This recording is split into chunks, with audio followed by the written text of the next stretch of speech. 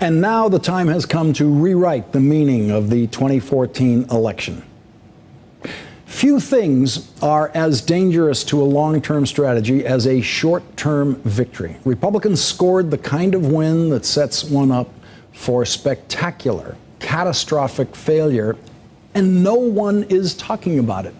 Once again, Republicans are disappearing from the competitive landscape at the national level across the most heavily populated sections of the country, while intensifying their hold on a declining electoral bloc of aging white rural voters. The 2014 election not only continued that doomed pattern, it doubled down on it. As a result, no Republican candidate has a credible shot at the White House in 2016, and the chance of the GOP holding the Senate for longer than 2 years is precisely zero for Republicans.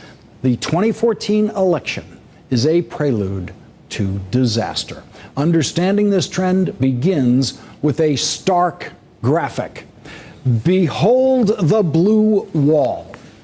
The blue wall is a block of states that no Republican presidential candidate can realistically hope to win.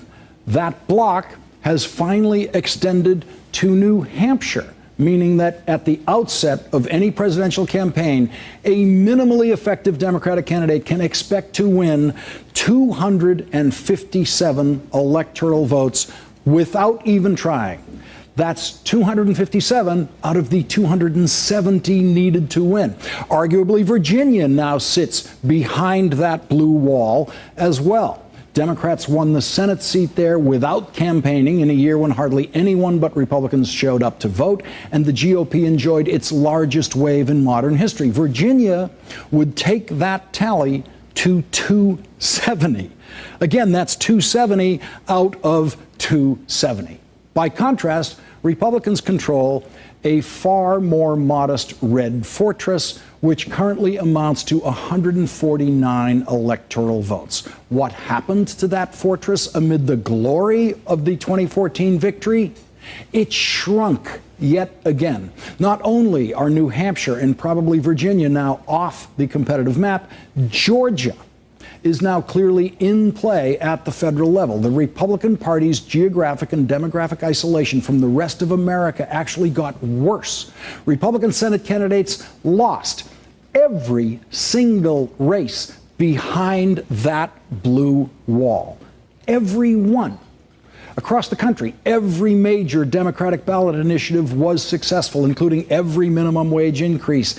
Even in the red states, every personhood amendment failed. Democrats in 2014 were up against a particularly tough climate because they had to defend 13 Senate seats in red or purple states. In 2016, Republicans will be defending 24 Senate seats, and at least 18 of them are likely to be competitive based on geography and demographics. Democrats will be defending precisely one seat that could possibly be competitive. One. And that Republican wave in congressional elections this year, it amounted to a total of 52% of the vote. That's it. We're about to get 2 years of intense, horrifying stupidity. If you thought Benghazi was a legitimate scandal that reveals Obama's real plans for America, then you're an idiot.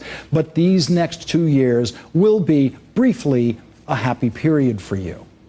Not one word of the election analysis you just heard came from me. Not one word. I stole every bit of that from a column on the Houston Chronicle's blog by conservative Chris Ladd. That's right. A Texas conservative thinks that congressional Republicans will deliver 2 years of intense, horrifying stupidity, and if you enjoy that, you're an idiot. Those were his words, not mine. And that same Texas conservative, Chris Ladd, thinks that the Republicans' big win wasn't really that big, and that the Democrats will easily win back the Senate in 2 years, and that virtually any Democratic candidate for president will beat any Republican candidate for president in 2016. I have not seen or heard any wiser analysis of the election.